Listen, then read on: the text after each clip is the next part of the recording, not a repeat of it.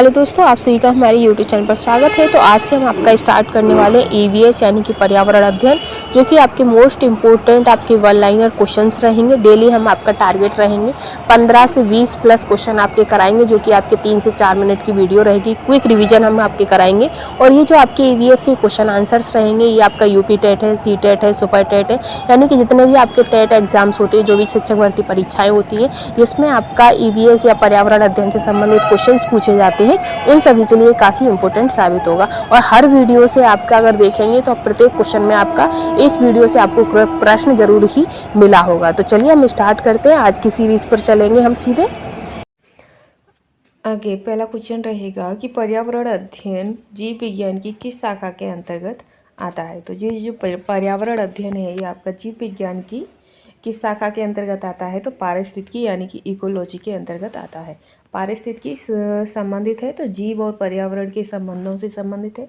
वहीं जो सुंदरलाल बहुगुणा से संबंधित प्रमुख तथ्य क्या है। तो जो सुंदरलाल बहुगुणा है ये आपके प्रसिद्ध पर्यावरणविद है।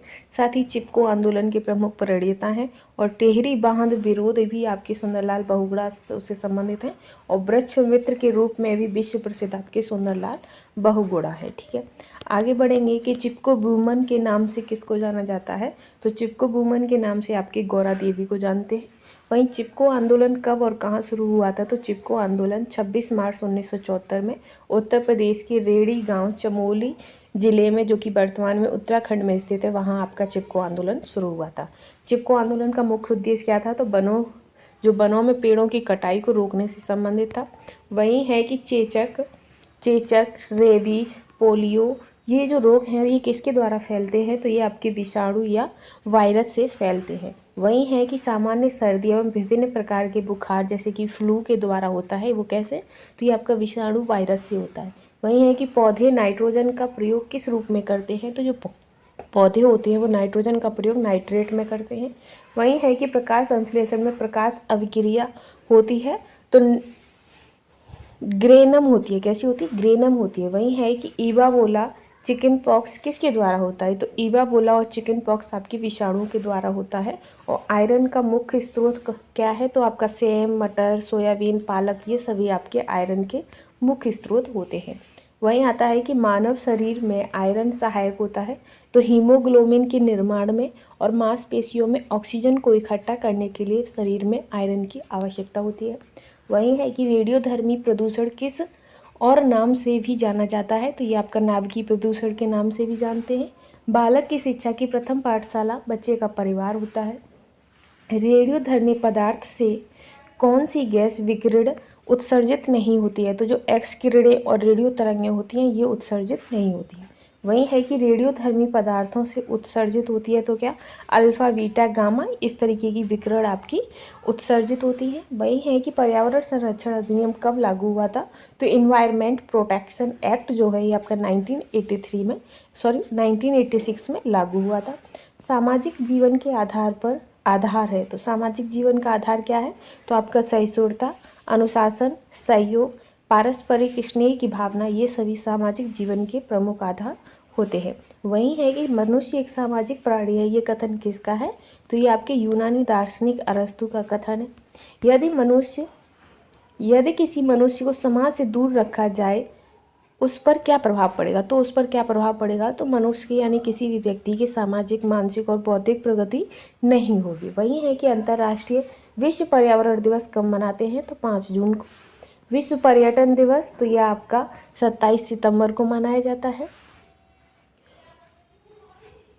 वही है कि ग्रीन हाउस प्रभाव की निरंतर वृद्धि का क्या कारण है। तो औद्योगिक प्रदूषण, वनोन्मूलन, जीवाश्म ईंधन को जलाने से आपका ग्रीन हाउस प्रभाव होता है। वही है कि पारिस्थितिकी तंत्र के जैविक घटकों में सम्मिलित होते हैं तो उत्पादक, उपभोक्ता और अपघटक। आगे है कि खाद्य श्रृंखला में प्रथम आपके पहले जगह पे कौन आते हैं। तो आपके प्लांट आते हैं। फिर है कि जूसियों में किस प्रकार की जड़ें पाई जाती हैं। तो इनमें आपकी स्पंजी जड़ पाई जाती है। ठीक। फिर है अनवनीकरण संसाधन के उदाहरण है। तो आपका कोयला, पेट्रोल तथा प्राकृतिक गैस है। वहीं है कि ग्लूकोज और फ्रुक्टोज किस प्रकार के कार्बोहाइड्रेट्स होते हैं।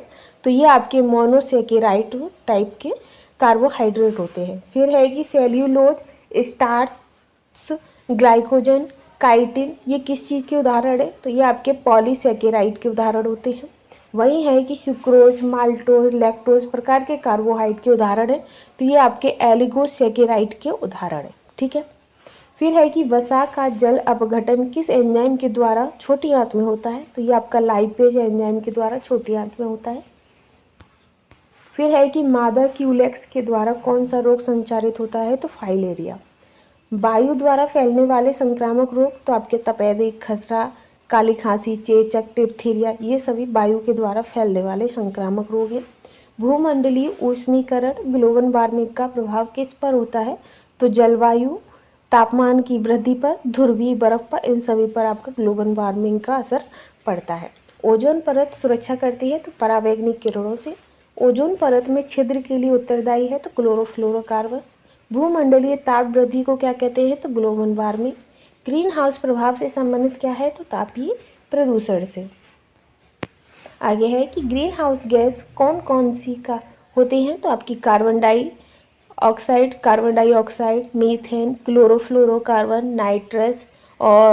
Nitrous oxide. वृक्षों का अध्ययन, विज्ञान की किस, ये सभी आते हैं। वही है कि वृक्षों का अध्ययन विज्ञान की किस शाखा के अंतर्गत आता है? तो ये आपका डेट्रोलॉजी के अंतर्गत आता है। सौर ऊर्जा का स्रोत तो नाभिकीय संलयन है। झूम और सीढ़ी नुमा किस प्रकार है? तो ये आपके खेती के प्रकार है, झूम और सीढ़ी नुमा। विटामिन सी पाया जाता है तो ये आपका आंवला, संतरा, नींबू, मिर्ची, इन सभी में विटामिन सी पाया जाता है। पर्यावरण संरक्षण के लिए 174 देशों का 1992 में पृथ्वी शिखर सम्मेलन कहाँ हुआ था? तो ब्राज़ील में। 2002 में पृथ्वी सम्मेलन कहाँ आयोजित हुआ था? तो दक्षिण अफ्रीका के जोहान्सबर्ग में। पारिस्थितिकी तंत्र, तो पारिस्थितिकी तंत्र का सर्वप्रथम प्रयोग टांसले ने किया था। तालाब उदाहरण है कृत्रिम पारिस्थितिकी का। और कवक को खाद्य श्रृंखला में किस श्रेणी में रखा जाता है? तो अपघटक की श्रेणी में रखा जाता है।